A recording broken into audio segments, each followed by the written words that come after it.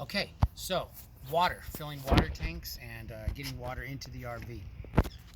Back here we have our valves that control this. If you're plugged into a campsite, then you want to have city fixtures, 2.6 that has water, and you'll plug the water into the city fixtures valve over here, port over there, and this will be set to 2 and 6, and then the water pressure from the city will give you all the water pressure you need, and the water pump will be disengaged, and you can turn it off if you like. If you leave it on, it's no big deal. All right, if you are traveling and you're going to be using the water pump, that's what we call normal, 3-5. So we go 3 and 5, and then I will be able to travel around now, and the water pump will provide the pressure necessary inside. If I want to fill my clean water tank, then I do a city fill tank. That's 1 and 6. 1 and 6, like that. And now I'm going to be able to fill my water tank. Okay? So if I want to fill my water tank, and those are the only 3 that you have to worry about. 2 and 6, hooked up to water. It's providing the pressure from the campsite. 1 and 6, I'm filling my water tank. And then 3 and 5, I'm traveling down the road. And I'm using the water pump to provide the pressure. So right now, 1 and 6, right?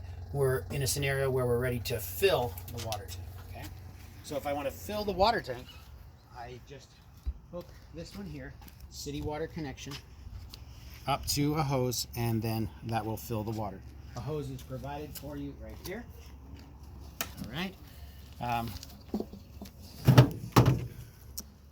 This hose has on it a water, very important to keep on there, the pressure regulator, to make sure that the pressure doesn't come in too hard into the RV and ruin it. I can just put this right here. I can spin this black valve, and I can make sure it's nice and tight. Make sure it's threaded appropriately. Don't cross thread it. Make sure it works well. There we go. And then I can just plug this into my water, and that will give me my ability to either fill the water tank, or if I want to just hook up to a campground and have this supply water pressure for the whole thing. I'm not using the water pump, right? Then that would be where I'd hook in as well for 2.6. If I'm filling the tank, which I have the settings back here, 1.6. Was it 1.6 or 2.6? 1.6. What is the fill again? The fill is 1.6, yeah.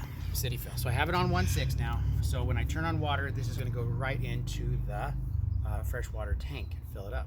It's about 30 gallons. I'll know it's full when it begins to drip down below. There are 3 little high point drains, meaning it's coming off the top, and the high point drains will begin to drip when it's full, okay? And don't close those high point drains, just leave them just how they are, and they'll let you know when the water is full. All right, and then you want to make sure you turn off the water when it starts to drip. If you don't do that, you can expand the tank and damage things. So that's it. If I want to empty my water for whatever reason, if I feel like the water has been in there too long, and when I say too long, I would say you're good for 4 or 5 days. So if the water's been in there for a week and you haven't ever used it, and you're concerned that the chlorine concentration might be too low because the chlorine has been gradually dissipating or whatever, then you can empty that by using this low point drain. Open this up there, and that will empty your freshwater tank. All right, the RV comes with nice, clean, fresh water in it, so you shouldn't have to empty it or start over. It should be just fine. All right, good. These are the high point drains here. These valves right here, and they should stay just like they are. They shouldn't be touched, open like that. And again, when your water tank, your freshwater tank is full, then they'll begin to overflow, and that's a way to know that you've got a full freshwater tank.